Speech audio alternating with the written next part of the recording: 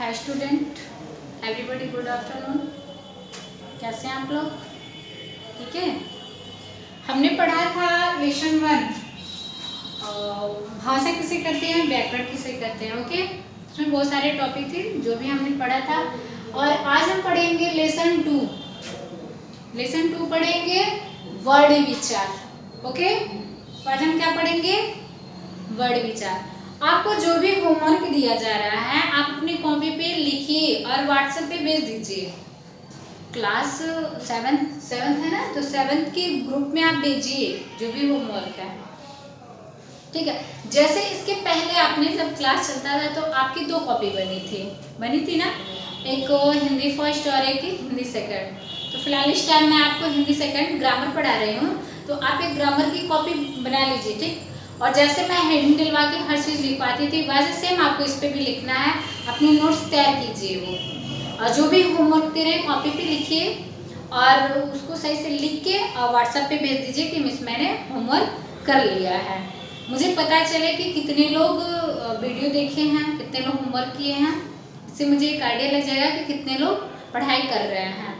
Okay, तो आइए हम अपने चैप्टर पे चलते हैं। तो हमारा लेसन है 2 वर्ड विचार। वर्ड किसे कहते हैं? वर्ड किसे कहते हैं? ओके, तो वर्ड किसे कहते हैं पढ़ेंगे आज। लिखित भाषा की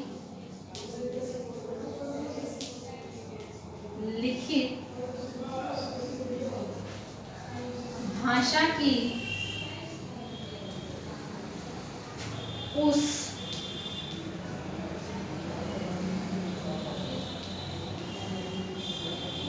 छोटी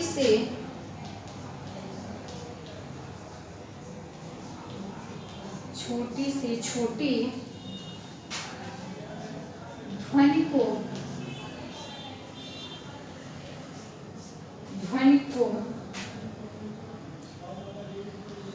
वर्ड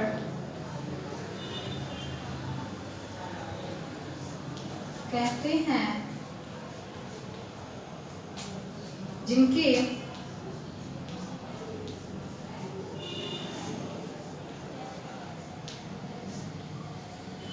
जिनके खंड नहीं किए जा सकते।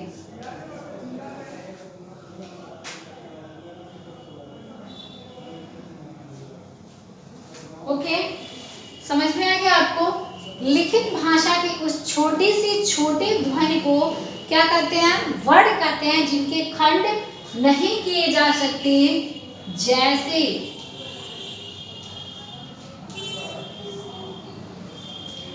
जैसे क, ओके, म, ल, न,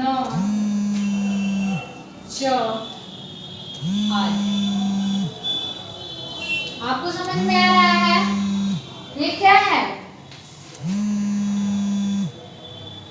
इसके हम और टुकड़े नहीं कर सकते।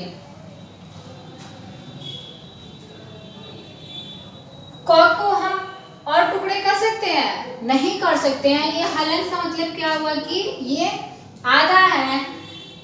तो मान लीजिए हमको लिखना है र और थ। ये रथ क्या है? क्या है? वर्ड है। जब हम इसको तोड़ेंगे र, अ, थ, अ, ये क्या है हमारा? ये हमारी ध्वनियां हैं और ये हमारी क्या है? वर्ड है। समझ में आ गया आपको? तो हम इसके और टुकड़े नहीं कर सकते। नहीं कर सकते क्योंकि ऑलरेडी हम इसके टुकड़े कर दिए हैं। ठीक है, समझ में आ रहा है आपको कि वर्ड किसे कहते हैं? लिखित भाषा की उस छोटी सी छोटी ध्वनि को वर्ड कहते हैं, जिनके खंड नहीं किए जा सकते, क्योंकि मैंने यहाँ खंड कर दिया। अब इसके खंड और नहीं हो सकते। ओके, क्लियर हुआ? किसे कहते हैं?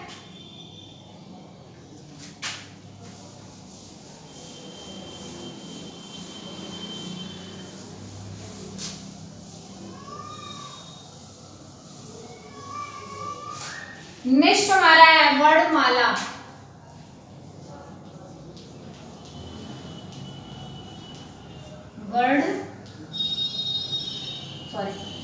वर्णमाला, आपको पता है वर्णमाला किसे कहते हैं?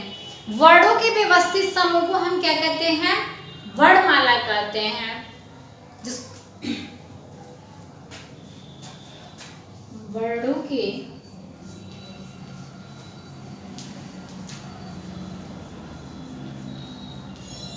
व्यवस्थित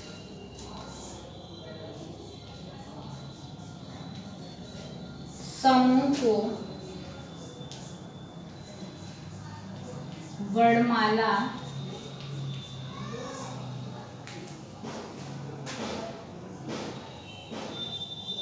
कहते हैं। ओके, वर्णों के व्यवस्थित समूह को हम क्या कहते हैं? वर्णमाला कहते हैं। हिंदी की वर्णमाला निम्न प्रकार से है। कुल वर्णमाला की संख्या कितनी होती है? 52। स्वर कितने होते हैं? स्वर कितने होते हैं? 11। ओके, और व्यंजन हमारे कितने होते हैं?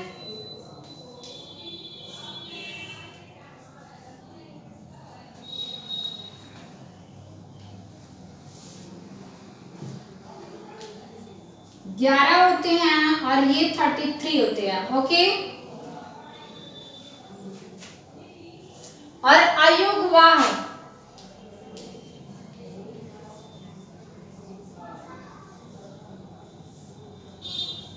2 होते हैं। क्या होते हैं? 2 होते हैं। और संयुक्त व्यंजन कितने होते हैं?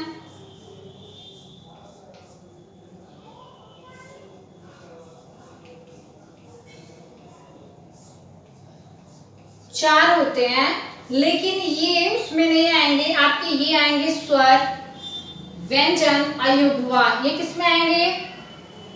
वर्णमाला में आएंगे। किसमें आएंगे? वर्णमाला में आएंगे।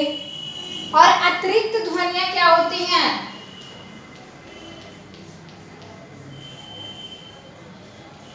अतिरिक्त ध्वनियां, या के अतिरिक्त ध्वनियां ड और ढ है। क्या है? ड और ढ है। समझ में आ रहा है? ये किस में आती हैं? अतिरिक्त ध्वनियां में आती हैं। और आपके स्वर 11 है, व्यंजन 33, अयुग्वाह 2 है। तो स्वर आपके अ, आ, ई, उ, री, ए, ओ, ये आपके क्या है? स्वर हैं। व्यंजन आपके क से ह तक क्या है? व्यंजन है। अयुग्वाह आपके अंग और आह है। ओके, संयुक्त व्यंजन आपके क्या आते हैं? छ, त्र, ज्ञ, स्र। तो ये व्यंजन में आपके आएंगे, बशर्ते ये आपके किसमें आएंगे? वर्णमाला में आएंगे, और ये उसमें व्यंजन में आएंगे। ओके, क्लियर हुआ आपको? कहीं कोई दिक्कत? और ये आपकी अतिरिक्त ध्वनियां हैं। क्या है? अतिरिक्त ध्वनियां जिसमें ड और ढ आते हैं। जैसे आपको ढक्कन लिखना होता है तो आप इस ढ का प्रयोग करते हैं। समझ में गया? ओके,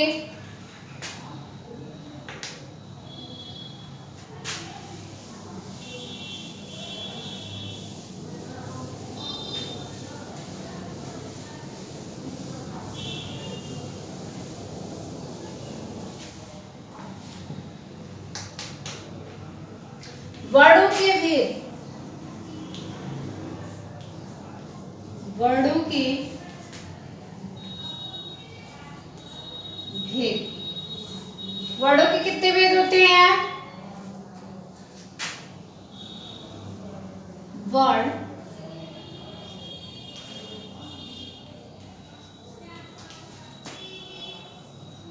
निम्नलिखित रूप से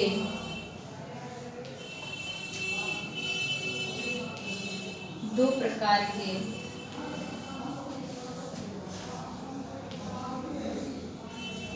होते हैं।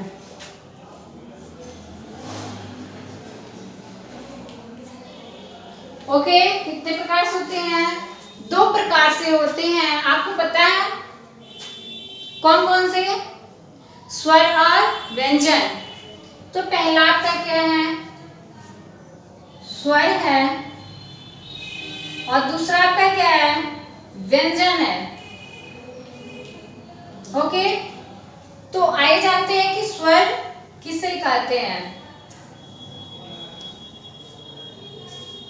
ओके, कि स्वर किसे कहते हैं?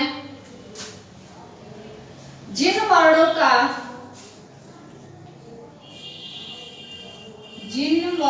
का उच्चारण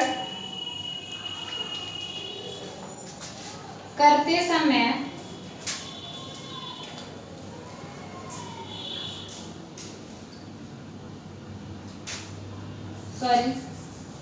जिन वर्णों का उच्चारण बिना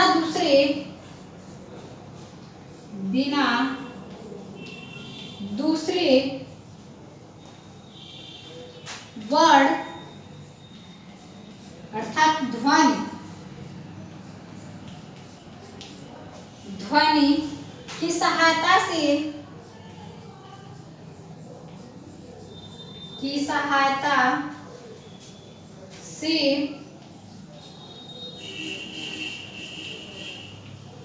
हो जाता है, वे स्वर वर्ण कहलाते हैं।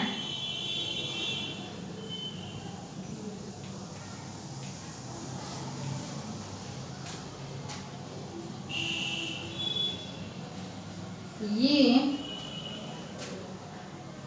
वर्ण स्वतः बोले जाते हैं।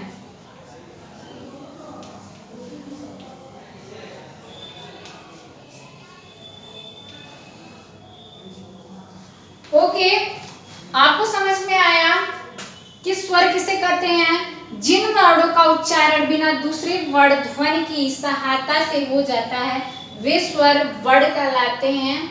यह वर्ण स्वतः बोले जाते हैं। अर्थात जिन वर्णों का उच्चारण यानी दूसरे वर्ण, हमको दूसरे वर्ण की सहायता नहीं लेनी पड़ती है, उन्हें हम क्या कहते हैं? स्वर कहते हैं। इनकी संख्या क्या है?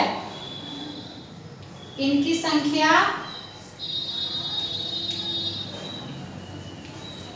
11 है। कितनी है? 11 है। अभी मैंने आपको बताया था ना कि स्वर की कितनी संख्या है, तो 11 है। कौन कौन सी है पता है? अ, ई, आ, ई, उ, री, ए, ओ,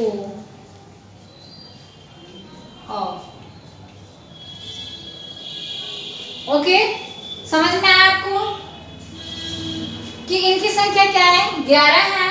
कौन कौन सी? अ, आ, ई, उ, री, ए, ओ, ये हमारे क्या है? स्वर है। तो आपको समझ में आ गया स्वर किसे कहते हैं? जिन वर्णों का उच्चारण बिना दूसरे वर्ण ध्वनि की सहायता से हो जाता है, वे स्वर वर्ण कहलाते हैं। ये वर्ण स्वतः बोले जाते हैं। इनकी संख्या 11 है, क्योंकि इन्हें किसी की सहायता नहीं लेनी पड़ती। जैसे जब हम बोलेंगे अ, तो हमको किसी और ध्वनि या वर्ण की सहायता नहीं लेनी पड़ती है। ओके, कंफर्म हुआ आपको? इसको नोट कर लीजिए।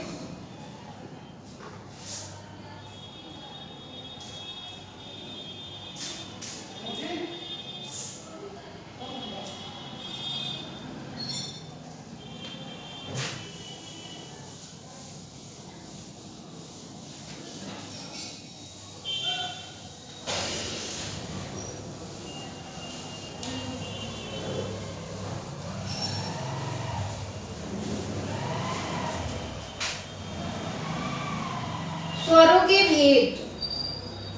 ओके, स्वरों के भेद। स्वरों के कितने भेद होते हैं?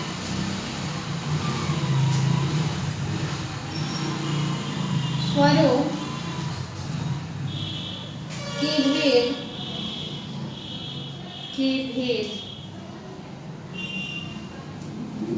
दो दृष्टि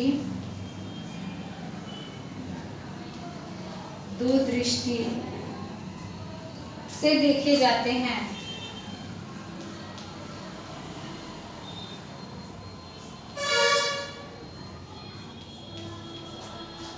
देखे जाते हैं।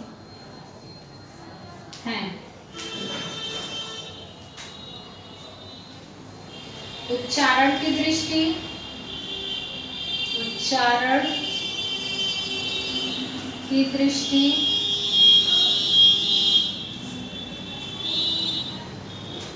तथा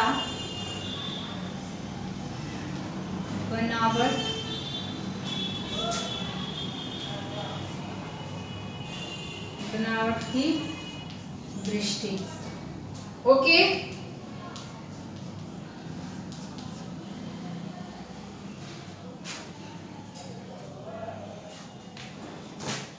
जैसे देखा आपने, स्वरों के भेद दो दृष्टि से देखे जाते हैं। जैसे पहला उच्चारण की दृष्टि से तथा बनावट की दृष्टि से। तो हम जानेंगे उच्चारण की दृष्टि से। उच्चारण की दृष्टि से स्वरों की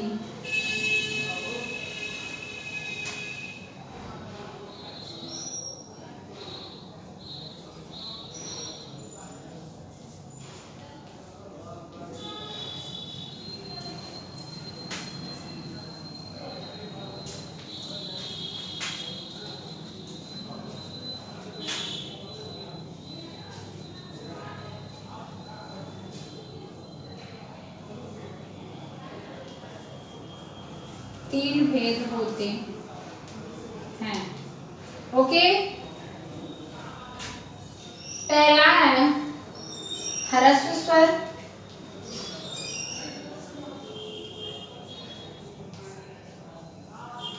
दूसरा है दीर्घ स्वर और तीसरा है प्लुत स्वर। ओके, स्वरों के भेद दो दृष्टि से देखे जाते हैं। पहला उच्चारण की दृष्टि से तथा बनावट की दृष्टि से। तो हम पढ़ेंगे उच्चारण की दृष्टि से स्वरों के तीन भेद होते हैं। कौन कौन से? ह्रस्व स्वर, दीर्घ स्वर और प्लुत स्वर। तो ह्रस्व स्वर में उच्चारण करते समय कम समय लगता है, जबकि दीर्घ स्वर में उससे अधिक लगता है। ह्रस्व स्वर से दुगुना समय लगता है किसमें? दीर्घ स्वर में, जबकि दीर्घ स्वर से तिगुना समय प्लुत स्वर में लगता है। ओके, समझ में आ रहा है आपको? आपके ह्रस्व स्वर में अधिक समय लगता है, दीर्घ स्वर में ह्रस्व स्वर से अधिक समय लगता है, अर्थात दुगुना समय लगता है। और प्लुत स्वर में इन दोनों से अधिक किसमें समय लगता है? प्लुत स्वर में लगता है, अर्थात दोनों को मिला के तिगुना समय किसमें लगता है? प्लुत स्वर में लगता है। तो समझ में आ गया आपको? ह्रस्व स्वर में अधिक समय लगता है, दीर्घ स्वर में दुगुना समय लगता है और प्लुत स्वर में तिगुना समय लगता है। समझ में आ गया आपको? स्वर उच्चारण की दृष्टि से स्वरों के तीन भेद होते हैं: ह्रस्व स्वर, दीर्घ स्वर और प्लुत स्वर। कहीं किसी को कोई दिक्कत? इसको नोट करते जाइए।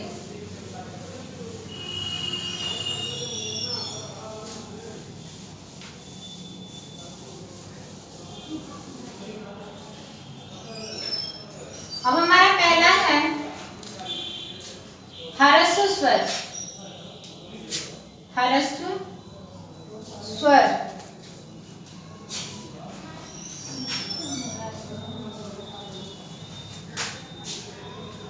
जिन स्वरों के उच्चारण में जिन स्वरों के उच्चारण में कम समय लगता है, कम समय लगता है,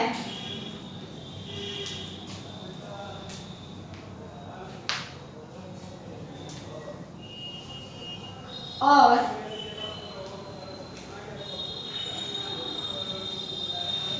जो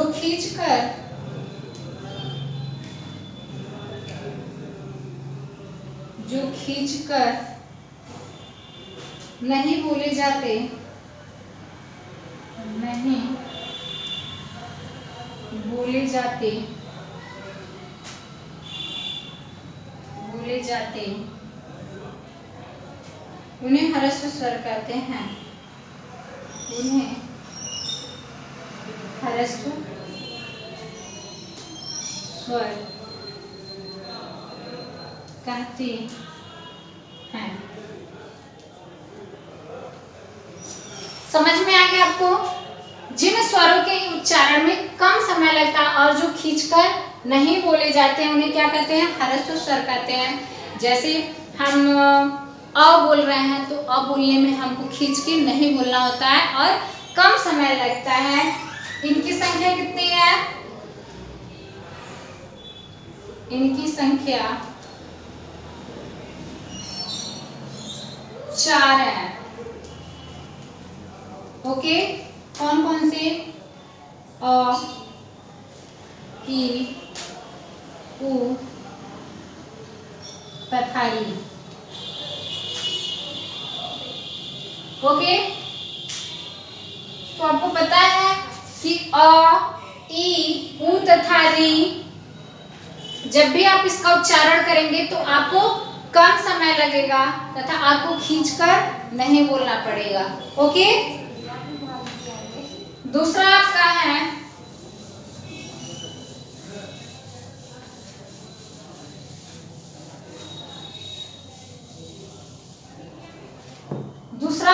दीर्घ स्वर।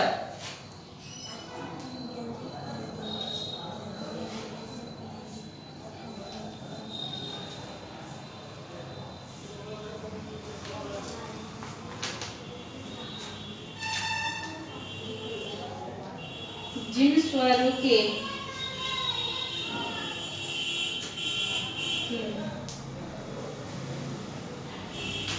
उच्चारण में ह्रस्व स्वर से दुगुना समय लगता है,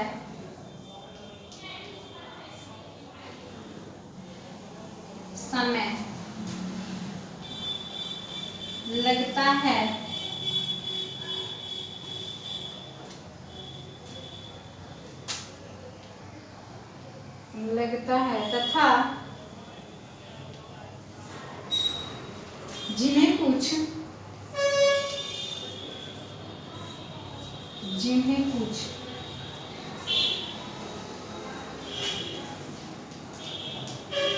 खींचकर बोला जाता है,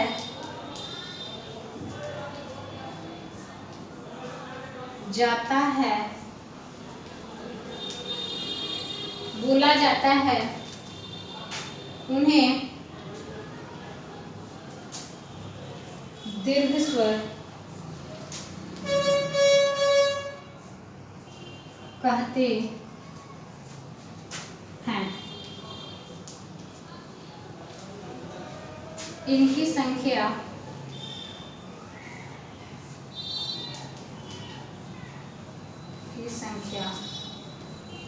7 है।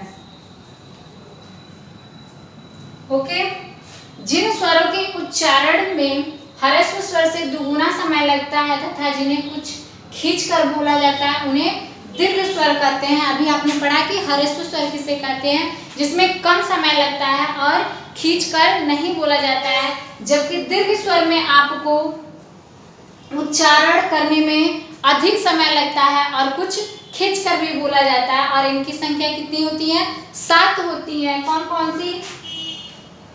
आ, ई, उ, ए, ओ, औ। ओके, तो इनकी संख्या 7 है। कौन कौन सी? आ, ई, उ, ए, ओ, औ।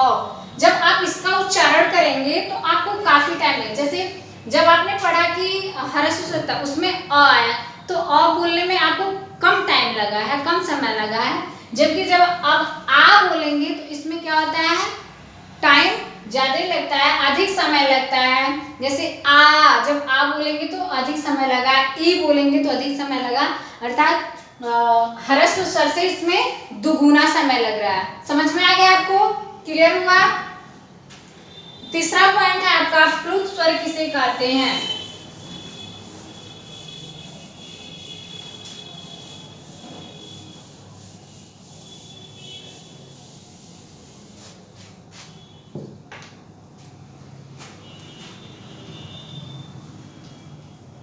प्लुत स्वर। ओके,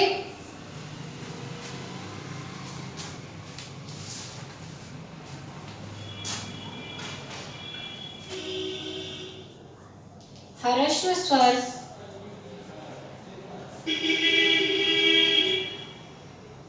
और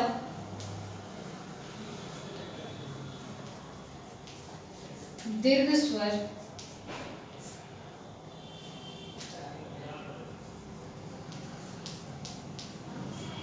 दोनों ही प्रकार के स्वर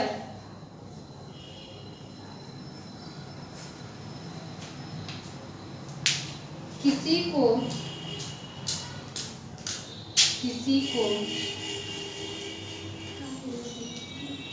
पुकारने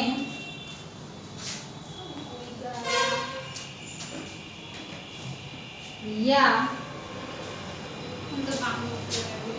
कोई विशेष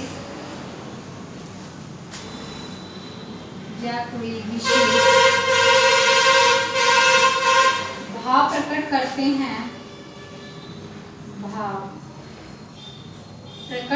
हैं, करते हैं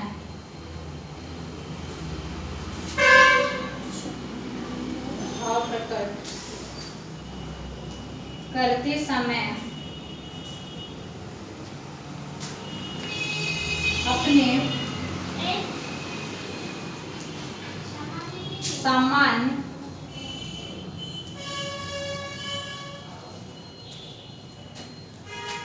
उच्चारण समय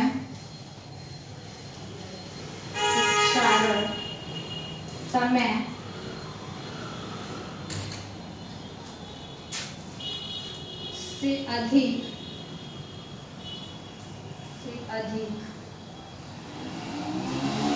समय लेते हैं,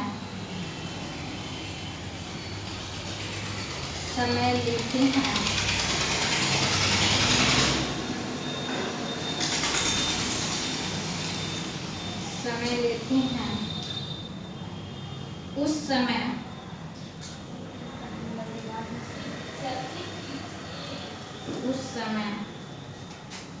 एक स्वर ह्रस्व या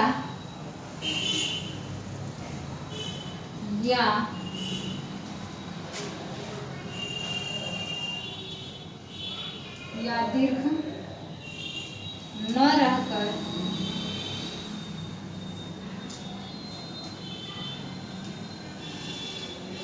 प्लुत हो जाते हैं। जाते हैं। अतः जब किसी स्वर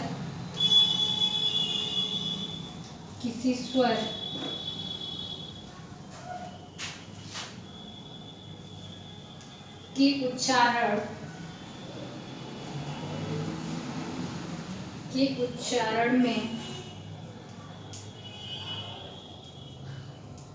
ह्रस्व से तिगुना समय लगे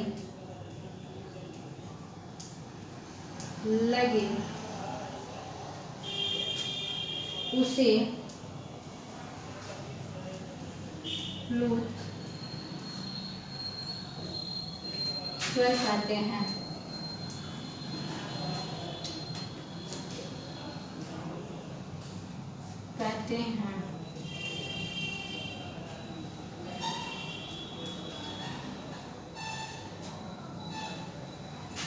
जैसे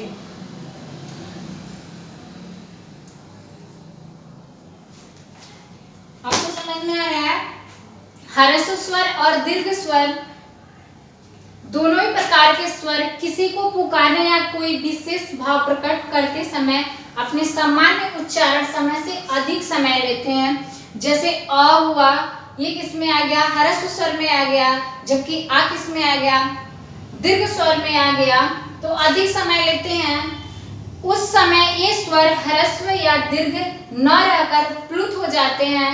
अतः जब किसी स्वर के उच्चारण में ह्रस्व से तिगुना समय लगे उसे क्या कहते हैं, प्लुत स्वर कहते हैं।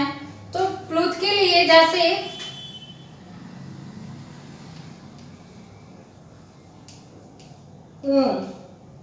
इसका कोई विशेष चिन्ह नहीं होता है इसमें, प्लुत स्वर में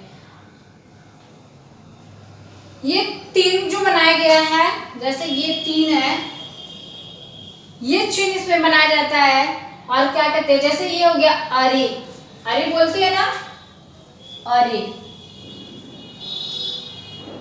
तो ये किस में आएगा, ये प्लुत स्वर में आएगा। ये तीन जो मात्रा लगाया है, मात्रा जैसे है तीन, ये किस में आएगा, प्लुत स्वर में आएगा। ओके, कंफर्म हुआ आपको कि प्लुत स्वर में ह्रस्व स्वर और दीर्घ स्वर से ज्यादा समय लगता है, क्योंकि जब आप बोलेंगे अरे तो ज्यादा समय हुआ, जबकि अ बोलेंगे और आ बोलेंगे उतना समय नहीं लगता है। दीर्घ और ह्रस्व और दीर्घ से ज्यादा समय किसमें लगता है, प्लुत स्वर में लगता है। ओके, अब कंप्लीट हुआ इतना, आज के लिए इतना ही। कल फिर इसके आगे आपको बताएंगे। तब तक इसको अपने नोट्स पे पूरा अच्छे तरीके से लिख लीजिए, और जो भी नहीं समझ में आ रहा है अपने व्हाट्सएप पे आप कमेंट कर सकते हैं, मिस हमको ये चीज समझ में नहीं आया। Okay, thank you.